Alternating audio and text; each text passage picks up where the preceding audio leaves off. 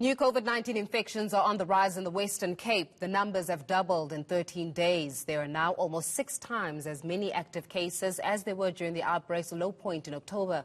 With the province expecting an influx of visitors during the holidays, how will they contain the spread? I'm now joined by Western Cape Health MEC, Noma French Mbombo. Dr. Noma French, thanks a lot for joining us this evening. Obviously, the Western Cape's resurgence of COVID-19 cases in the recent weeks is being noted, especially in tertiary institutions in the province. Have we identified the source, and how is the situation being contained, particularly when it comes to tertiary institutions? Thank you, Faith. I think what is important is that people must know that it's in their hands because the infection is happening there outside in the community spaces. For us as health, we are focusing on those who have got symptoms and those who ended up in our facilities. But we feel the pressure as people do not behave and observe the health protocols.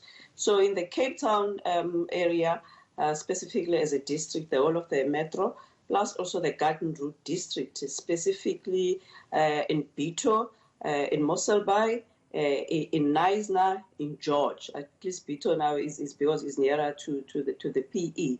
You find that the numbers are increasing there. So that's why for us, we are using three-pronged approach in terms of managing the resurgence. One, of course, is the health response, where we talk about the community prevention, and also in terms of the protection to protect our healthcare workers. But it also needs enforcement because we are in lockdown level 1, where it does have regulations in regard to how people should behave. So hence, for example, part of the municipality's responsibility is to assist in regard to even issuing warnings, especially to the businesses that don't adhere to the health protocols where people gather, because the issue is the super spreader events. Yeah, I mean, we're talking about the super spreader events, and we'll go into that matter in just a short while. But I want us to go back to my initial question, which is around tertiary institutions. It's been noted that a lot of tertiary institutions are experiencing a spike in the cases. Have we found why is the case? Is it because young people are behaving irresponsibly? Is it because, unfortunately, patient zero is spreading it across the institution? Why are we finding that many institutions are actually contracting the virus? It's a super spreader event because it's the young people. It's the young people who often gather in the bars. It's the young people who party, and unfortunately, when it comes to the young people, the majority might not see the symptoms as compared to with the older persons, where because of the comorbidities, they end up where the virus can be, the symptoms could be there immediately because of the existing illnesses.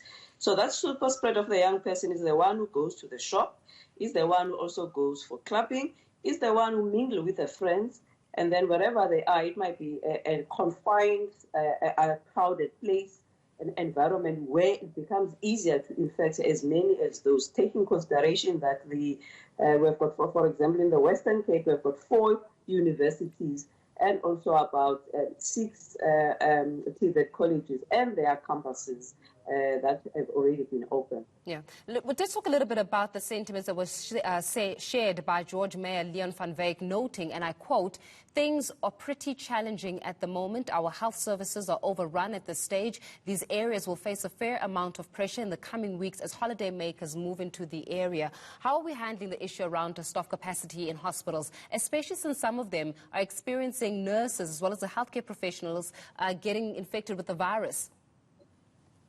No doubt when it comes to the health response, because learning from the first wave, we've got capacity, and we made a point that the additional hospital beds and also some of the interventions, for example, the oxygen, high flow oxygen supply, and also we are busy now contracting more of the healthcare workers, especially some of them, their contracts ended when we closed the CTICC. So we can do as much as we can as health, but it does also affect us because it means that the people, when they come in, they ended up exposing our healthcare workers to the virus, which ends up, some of them have to be on quarantine and isolation as well. If I just may interject there, Doctor, very quickly, just for the sake of time, when we're talking about staff shortage and the need to recruit, how much of a shortage are we currently facing?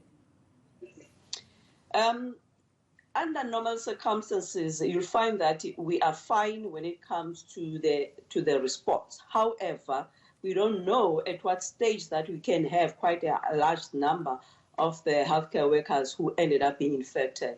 So case by case, for example, I was in Garden Route with Minister Mkhize on Friday, where they confirmed that they were expecting additional 24 for the George Hospital and also for Harry Comey, which is the field hospital that is working. But we must understand that with general beds, it becomes easier, but with the ICU staff, critical care staff, that's where the problem is, because you need people who are specialized, and we have to get some of these people outside the province. So we have to understand that aspect. We're going to have to leave it there, Dr. Noma French and Bombo there, which is the Western Cape's Health MEC, giving us insight in terms of exactly what those numbers are looking like in that area, as well as what is happening to mitigate against the fact. Well, coming up in a short while.